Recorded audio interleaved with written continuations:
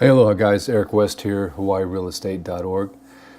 As you go through this video, I'd like to encourage you to do what I'm doing right here. Stop, pause, zoom in on anything that you find unusual, like these two cars, completely melted, but no apparent ignition source around them, anything to sustain that level of melting.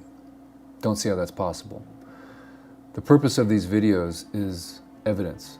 And the only way that this evidence will matter is if you care and watch and study and then share the video and share it with people of importance, people that are in the fire industry, that are in politics, that are in power, friends, neighbors. Bring awareness, because as I look at these videos, and I am no fire expert by any stretch of the imagination, but a lot of things just don't make sense. Right here we're flying over what used to be the UPS store, the water store, Subway. Honopi'ilani Highway is to the right. This is Papalau Street. Here's just a field of cars, completely melted. No structures around them. Metal. Everything you're looking at is metal. Even some of these containers you can see are burned on the inside. Here we have the Shell station. It burned. Across the street, the credit union, Maui County Credit Union, not burned, but as you can see on both sides, everything is burned. But that building is perfectly fine with solar panels. This is Mill Street, heading towards the south. Obviously, everything is burned.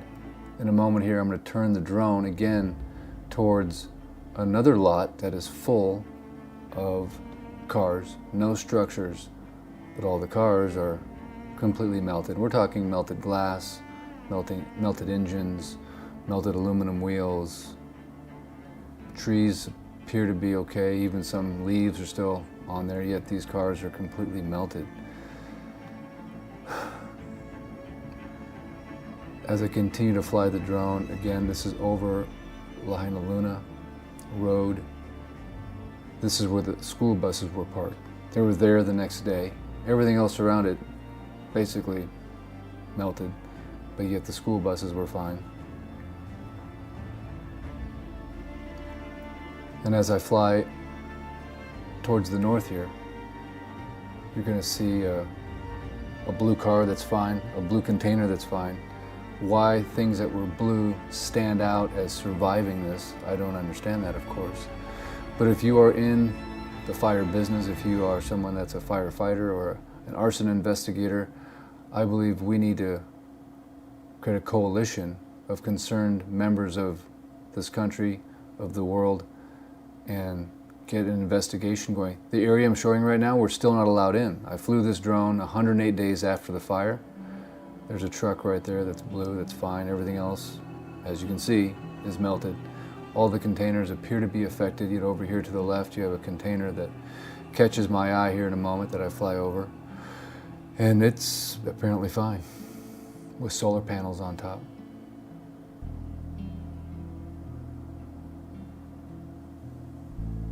I mean, have you seen anything like this before? I did not know metal and steel was flammable. I was under the impression that you were safe if there was a fire around and you were surrounded by metal. But in this fire, metal seemed to be more flammable than natural things. Let's Kohala Brewery below us right now.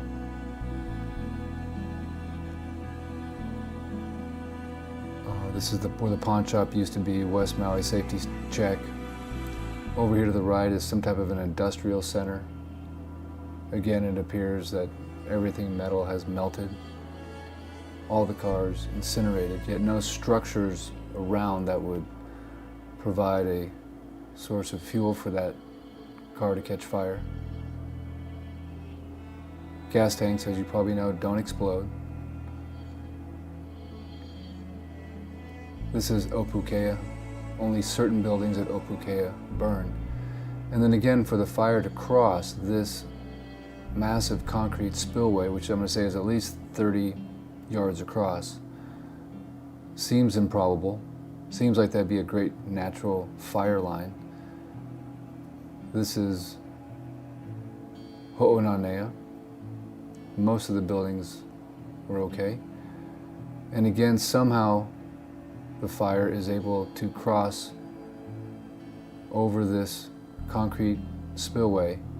And these are the buildings that burned. I call it the mystery of Emerald Plaza. The wind was blowing not towards these buildings, but towards the ocean. So how did it cross this spillway? These are metal buildings, completely melted. After I shot my ground video, you can see now they put the fence up. You can see the black fences there. That was not there before. So now we no longer have access to the Emerald Plaza buildings. Again, a little orientation. How does the fire cross this spillway? And the wind was not even blowing to the north. It was blowing from the east to the west.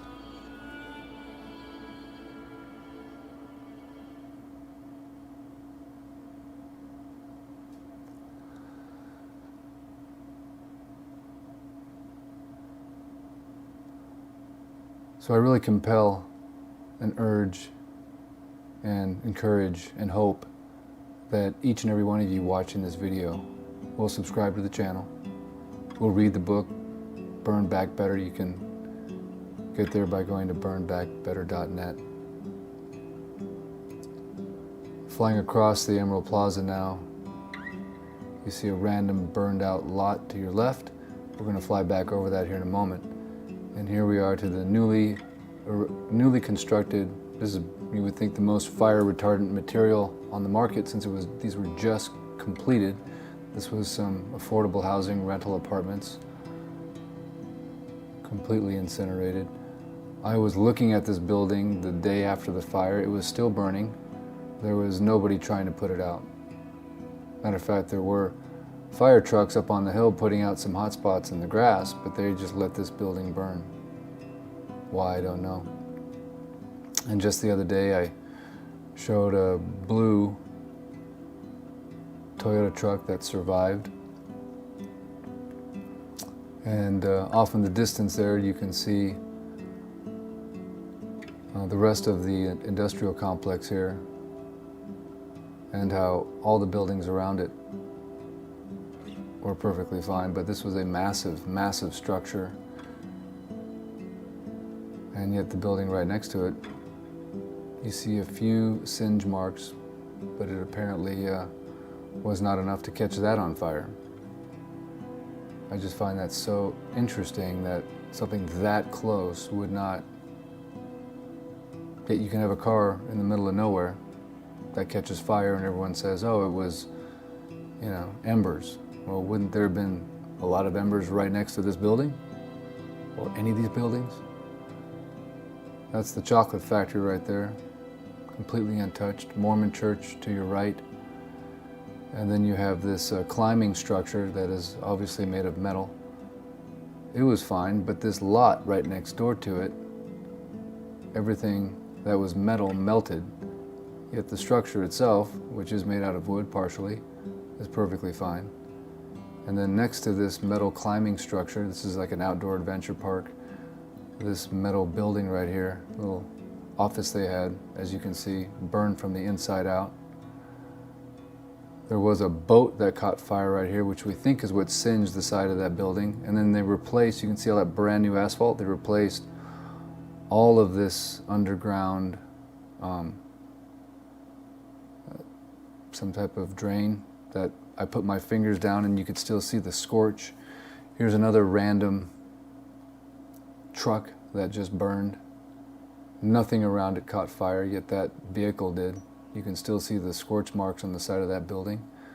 But how'd that thing catch fire? Just so many things don't make any logical sense whatsoever. So in the comment section, please let me know your thoughts. Please study this video. Please screenshot, slow down. We need to get as many eyeballs on this type of material as possible, and we need a congressional hearing for an investigation so that monies can be appropriated to these individuals for debt relief, to pay off all these mortgages, to provide real monetary assistance to the victims of this fire.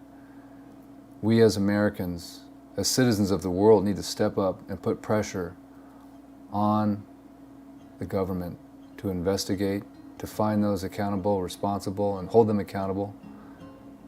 But most importantly, to provide true disaster relief, debt relief, money. If we can send $5 billion accidentally to Ukraine, we can intentionally send $5 billion to the people of Lahaina to pay off their mortgages. Because if you're concerned about why that siren didn't go off right there, that siren could not go off in your neighborhood. The most sophisticated siren system in the world. It's very important that right now we rally around this town, that we rally around this island. Because if they can get away with it here, they're going to get away with it everywhere. We take a stand right here and right now. And that begins with a grassroots movement of everybody who loves this country, or everyone that loves their country, helps, brings awareness. The media was completely blocked out for weeks. We couldn't fly drones. I could not do this legally for months. Temporary flight restriction was in order, even well after the fire was put out, which makes no logical sense. A $3 million fence was erected. Dirt was moved. Not allowed to take pictures. I almost got arrested. I was detained and ticketed for pulling over just to ask why we couldn't pull over on the side of the highway to look down on Lahaina. Intimidation tactics, ABC, federal agencies swarming everywhere. Why? We need answers, and we need you to please care. Please share, please subscribe. Please watch it carefully, and in the comments, point out anything that you find unusual. Write your congressman. Give to the individuals that were affected by this fire. I will put their link in the description. And do whatever you can. If everybody just does a little bit, then that is enough. But if it's just a few people doing what they can, it's not enough. We need 100% audience participation. I thank you for caring. I thank you for your support. And I pray the name of Jesus over this place, over this town, over this island, over this state. And I thank God ahead of time that justice will be served, these people will be made whole, and who or what or whatever was responsible for this destruction shall come to light soon. If you agree with that prayer, please put amen in the comments.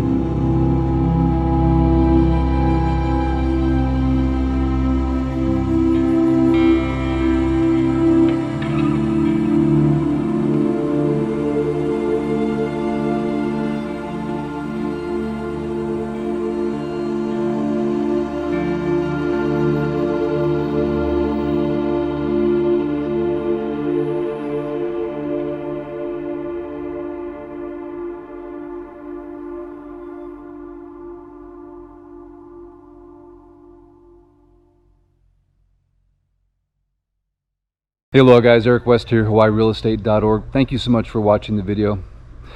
I ask you to do 3 things to help the people of Lahaina. 3 very simple things that you can do that can make a huge difference. Number 1, please like and share the video and subscribe to the channel. It's important that we spread the message. We're being shadow banned and the mainstream media has long since forgotten about this story. Number 2, please write, email, call, text your congresswoman or congressman and ask them for a full investigation into the Maui Lahaina fire and for financial support for debt relief and for ongoing living expenses for those that are affected. The $700 ain't cutting it. And number 3, please give. I'll put a link in the description for people that were affected by this fire that you can give directly to those individuals, even if it's just $5. 100% audience participation would make a huge difference.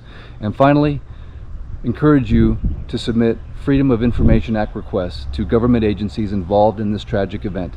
Things like communications between the police officers and dispatch, between the fire chief and the water department, body cam footage. The more citizens that request Freedom of Information Act information, the more they can no longer deny giving us the information that is rightfully ours. So please do that. It's very simple, and thank you for your support.